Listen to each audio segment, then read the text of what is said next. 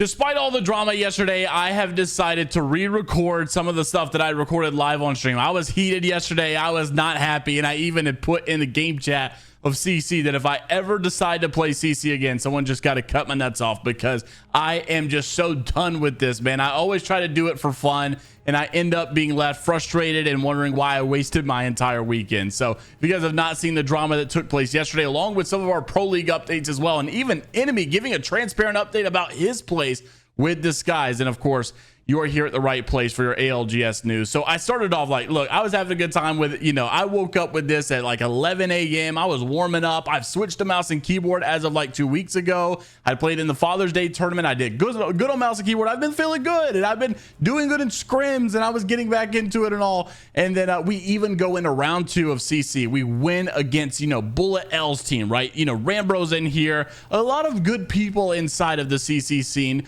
are in my group, and I'm feeling good about this win. I get 24 points, 12 kills, and what do they do? Like here I am, so innocent, just so happy. No one could have predicted the Apex News guy does this. Then here we go. Minutes later, I'm ticked off. We won the game, and so many people had the same scenario happen. And then what happened is that like the servers went down, and they decided that the best place to like come about this is the fact that we just need to reset everybody's games. Everybody's games that just took place, just forget about it. We're going to redo it all. And the reason is because a couple of groups, I guess, were affected by disconnects. And I agree. Okay, that sucks for them. But it didn't happen in my group. I didn't kill any DC players. I didn't have anybody in my, my group complaining about anything.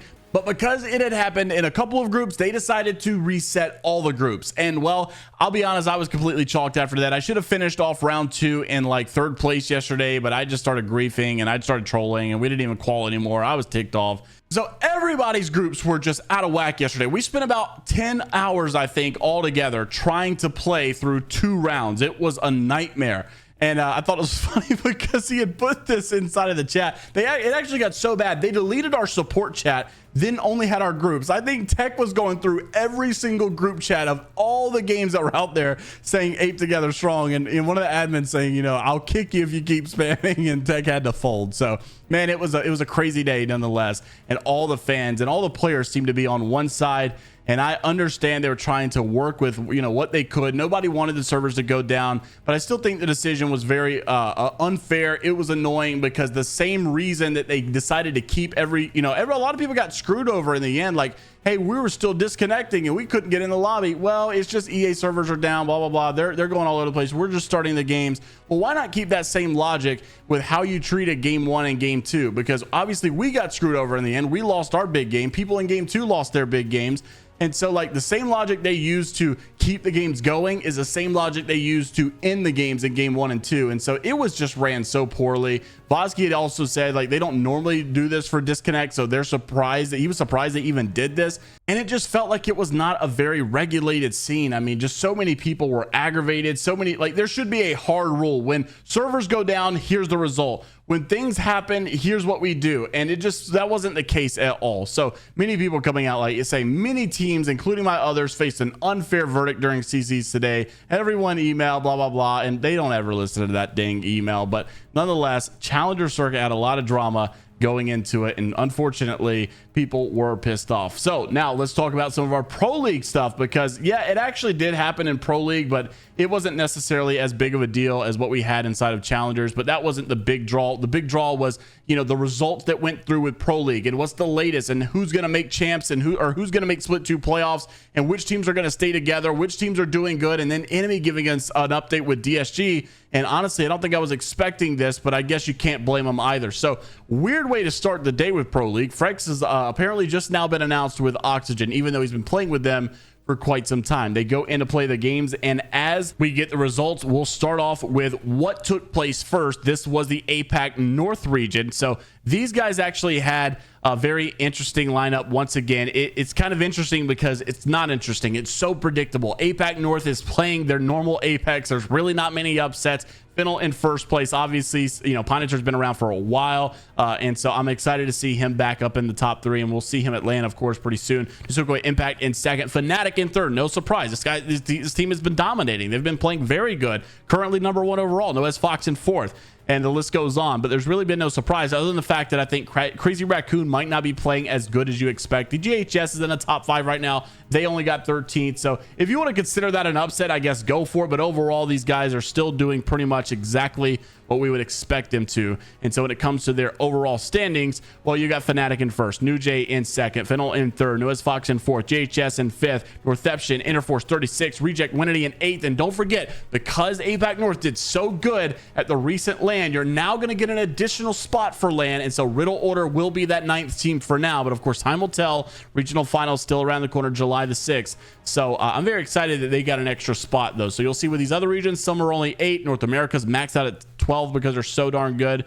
But then let's take a look at APAC South. So APAC South is in a little bit of a different predicament. They actually didn't do good at all in the last LAN, or at least most of the team. So they lost a spot. So you'll see they only get 7 instead of 8. But right now, the time of making this video, they're going to go back-to-back group days. So I'm sure obviously both of these are done by the time you're watching. But at the time of recording, only one game was in, and Akuma was in first, Virtus Pro in second. They need a miracle of a day, followed up by another miracle, followed up by another miracle in regional finals. I don't even know if it's mathematically possible for those guys at this point. But I mean, Virtus Pro did so solid at the last LAN, and we've talked about it.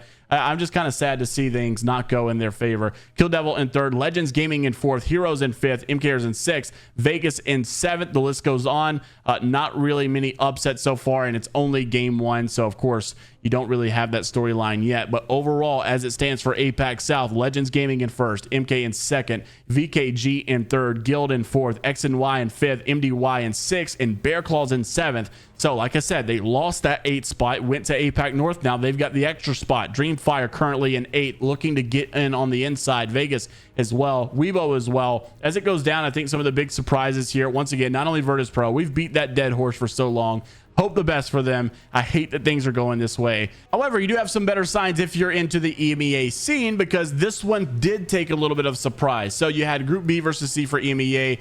Earlier yesterday, the free agent kids took the dub. Not many people saw this one coming, I would say. We all know Jay Savage, but I think Geiner and Iz are definitely some new names on the block for a lot of the viewers out there. Taking first place was a big one for them, and we'll see how much it made them jump as well. Alliance in second, no big surprise here. These guys have been around for so long, and they're currently, I think, the #1 team. Blacklist in third, Danish in fourth, EXO in fifth, Players Rats in 9 lives, Passion UA. List goes down. I think some of the big ones, Gaming Gladiators, obviously, it was the best team in EMEA for a while, at least, you know, points-wise.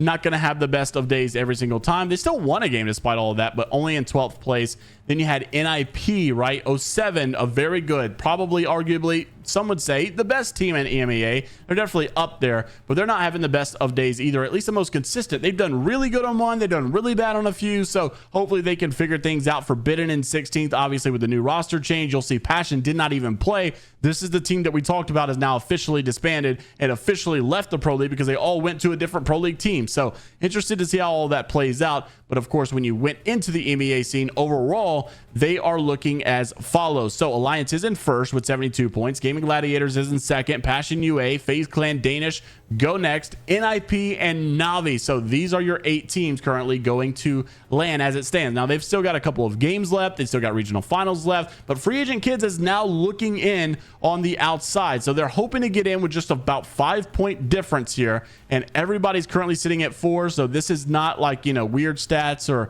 you know, I guess unrealistic or misleading stats. This is legit. These guys are actually this close to doing it. However, you know, you've got EXO right behind them as well. They're another team that you shouldn't overlook here. I think Aurora, obviously, big sad. I don't know what's going on here. How do you go from being like, you know, EMEA's best team, you know, I think breaking records or Pro League numbers, and then all of a sudden you're not even qualifying to go to LAN? Like, it's been a very big shakeup for Aurora, and I hope that obviously they can get those miracles that they need moving forward. Now, let's talk about the North American scene. Things are going a little weird over here, very rocky for many. So LG did take the win, and obviously I think I've said this for a while. Sykes has been a good addition to this team. They have been playing, I wouldn't say lights out, but near lights out. They've been playing about as good as a top 3 team can play in North America. They haven't been the shining Falcons, whatever, but they've had their very good fair share of moments. They've had really good signs of life. And then even in today's games or yesterday's games, obviously obviously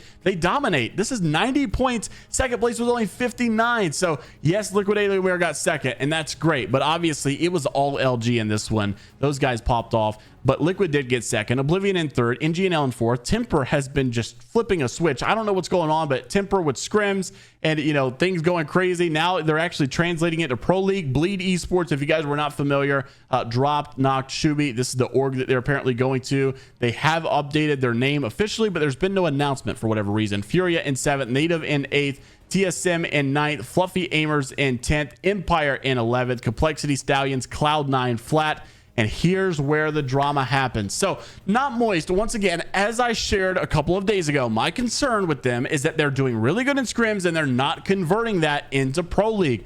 I don't know why. I'm not sure what the disconnect is here, but this is obviously where things matter most, because when you look back over the last week, they have not only done good in scrims, they have won multiple back-to-back scrims. They're going crazy in the scrims, but the scrims don't matter at the end of the day. You've got to get the points in Pro League, and it's just not happening for them, unfortunately. Disguised in 17th, obviously, we've talked about this. I don't know what just collapsed out of this team, but we've also got to make mention of one of their players on the roster. This was coming from Enemy in one of his stream clips, and now this actually went longer. The link to his full VOD will be down below. But basically, Enemy has made it known that he will be stepping away from Disguise once Champs is over. Roll the clip. I'm going to tell you guys right now, and be very transparent. I plan to leave after Champs, or leave Design. So, obviously, still going to try my best with him. I still try my best to work with him. But, going to finish these 2 lands with him. Do my fucking best. Have fun with my bro. And, you know, obviously, me and him together just aren't the best suited right now. Interested to see your thoughts on everything mentioned in the video today. Also had to make mention that Soar Gaming had their, little tournament going on. This was the $25,000 finals, I think. So SSG was able to take that one in the end. And no surprise there. This team is obviously very, very talented. Let me know what your thoughts are about Apex as an esport. Do you think it needs more regulations? Is it just CC that's so bad? Does the Pro League have any issues as well? I was really frustrated playing Challenger Circuit yesterday. Obviously, a lot of the fans were as well. I really wish that Text Revolution would have worked, but interested to see what your thoughts are down below. And until the next time, we'll see you all later, Gators.